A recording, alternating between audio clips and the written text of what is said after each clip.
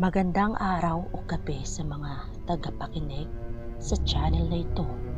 Nais ko lang ipabatid sa inyo na ang kwentong inyong matutunghayan ay hinango sa mga totoong pangyayari sa buhay. Naalala ko nang may isa akong malapit na kaibigan na laging nagkukwento sa akin noon. Tawagin na lang natin siya sa pangalang Ate Nel. Ayon pa kay Ate Nel, mga taong 1970s at di ko lang maalala kung anong taon ng 70s to be exact.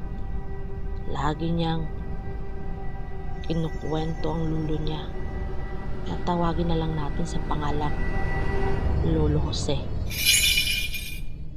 Sa tuwing doon daw sila sa bahay ng lolo nila, lagi-lagi daw itong nagkukwento tungkol sa kaibigan niyang Kapre. Lagi daw itong bumibisita sa kanya. Ika pa ng lolo niya ay lagi daw tumutulong ang kaibigan niyang Kapre sa mga gawain niya. Kaya madali lang siyang matapos sa mga ginagawa niya. Pero ito namang si Ate Nel, binabaliwala lang nila ang mga ikinukwento ng lolo nila sa kanila. Pero napapansin naman niya ang lolo niya na parang wala itong kapaguran sa mga gawain niya. At nakagawian na nito kapag matapos na ito sa mga ginagawa niya ay lagi itong nakatambay doon sa malaking puno ng sampalok. Minsan nakikita pa nila ito na may kausap pero wala namang tao. Isang araw, nakita nila na nangunguha ng kangkong si Lolo Jose. Medyo malawak ang kangkungan ni Lolo Jose. Kasi nga, maraming baboy si Lolo Jose noon. Saglit lang daw lumusong si Lolo Jose sa kangkungan. Pero grabe ang dami agad nitong mga natambak na kangkong. Wala man lang itong kapagod-pagod. Parang relax na relax lang talaga si Lolo Jose. Itong si Ate Nel kasi na apo ni Lolo Jose ay paborito daw siya talaga nito. Lagi daw sila binibigyan ng pera ni Lolo.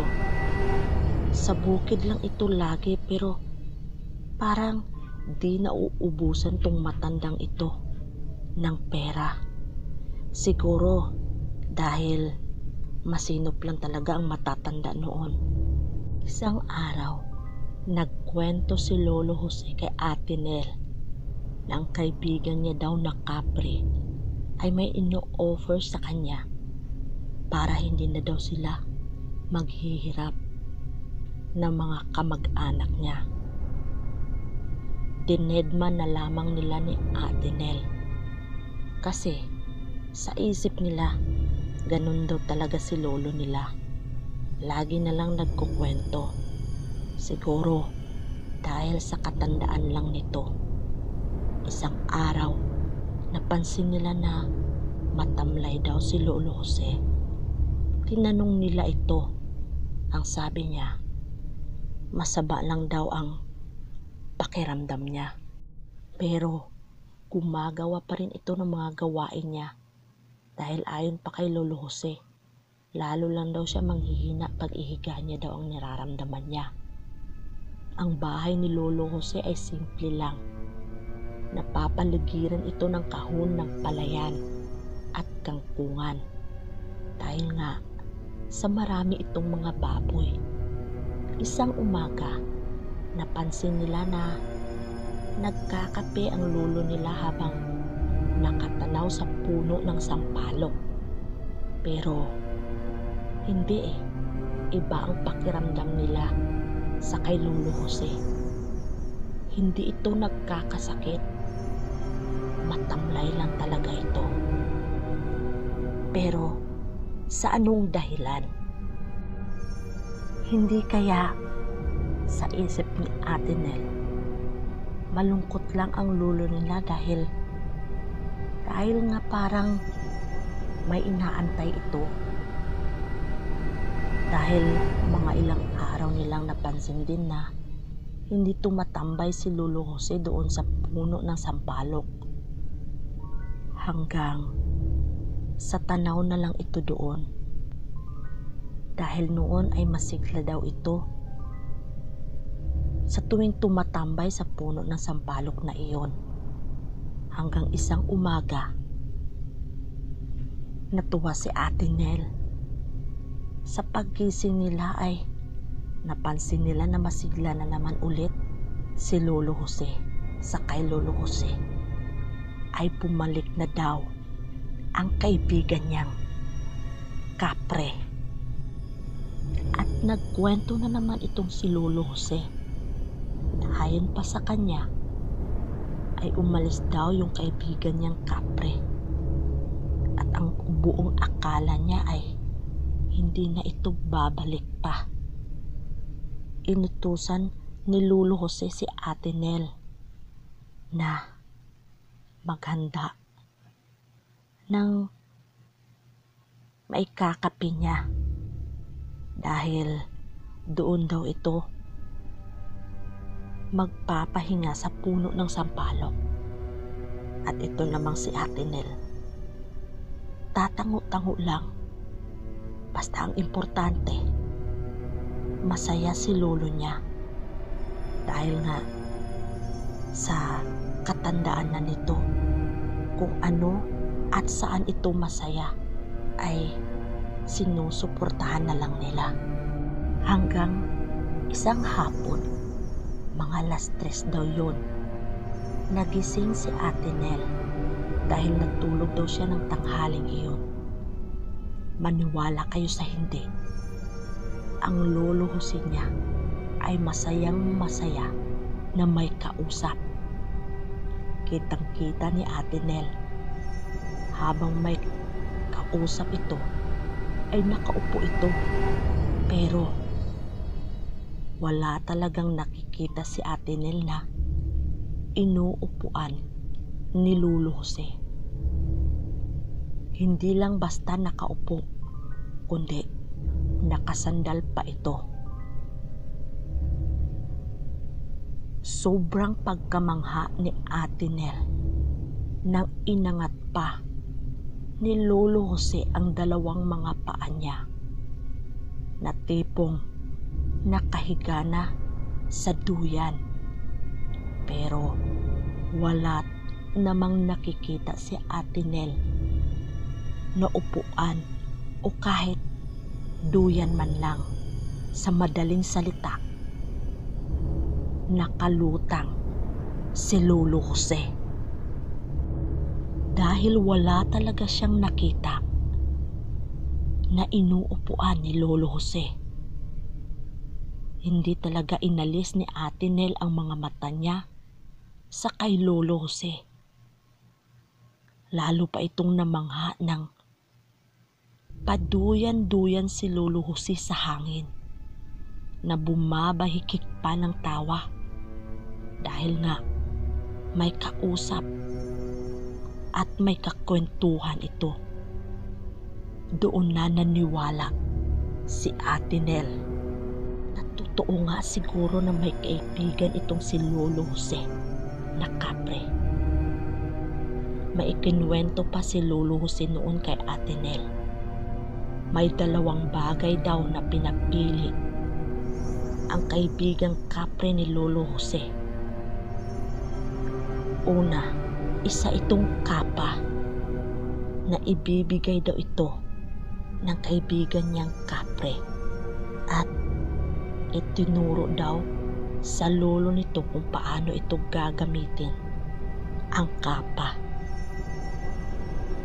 Ibibigay daw ng kaibigan ni Lolo Jose ang kapa na iyon. Kung isusuot daw ito ni Lolo Jose, ay lahat daw ng mata tatabunan ng kapang iyon ay magiging invisible daw. At kahit matanda na itong si Lolo Jose, ay nagbiro pa ito. Pwede pa daw siya pumasok sa isang bangko at hindi daw siya makikita ni Numan. Pero binawi ng matanda ang sinabi niya. Hindi daw mabuting gawain iyon. At yun, hindi tinanggap ni Lolo Jose ang kapang iyon. Ang pangalawang ibibigay ng kaibigan niyang kapre ay isang bao ng niyog na hinati na ito at makintab na makintab. Maitim na at halatang may katagalan na ito. Ito ang gamit ng isang kapre na pinagkakatakahan ni Lolo Jose. Ito kasi noon ang mga ginagamit na pangsandok sa bigas o sa Bisaya pa ay taksanan ng bigas. Ang sabi ng kaibigang kapre ni Lolo Jose ay kung iyon daw ay kukunin ng lolo niya, sasagana ang buhay nila at ilalagay niya lang ito sa lagayan ng bigas nila at hindi mauubusan ang lagayan ng bigas nila. Kaya hindi na nagdalawang isip ang lolo ni Ate Nel na iyon. Ang pinili niya ay ang taksanan o sandok ng bigas. At magmula noon ay masagana ang pamumuhay nilang magkakamag-anak. Pero itong si Ate Nel noon, syempre bata pa, medyo may kapilyuhan. Sinabihan niya pa si Lolo Jose na, "Unta lo, ang kapa na lang ang imo nga ginkuha. Dato na unta ta subong. Kay masulod ka sa bangko kag magkuha sang madamo nga kwarta." Na sa Tagalog pa ay, "Lo, sana yung kapa na lang ang kinuha mo. Di sana mayaman na tayo ngayon. Papasok ka sa isang bangko at kukuha ka ng maraming pera." Tumawa lang si Lolo Jose at ginulo ang buhok ni Ate Nel. At yun, isang kwento na hindi ko talaga makakalimutan. Dahil ilang beses ito ikinuwento sa akin ng malapit kong kaibigan na si Ate Nel ng Sarangani Province. Hanggang sa muli, laging tandaan, magdasal at tanging pananalig lang sa Diyos ang pinakamalakas nating sandata laban sa kasamaan. Ako, si Ate J ng Sock Sergeant Creepy Tales.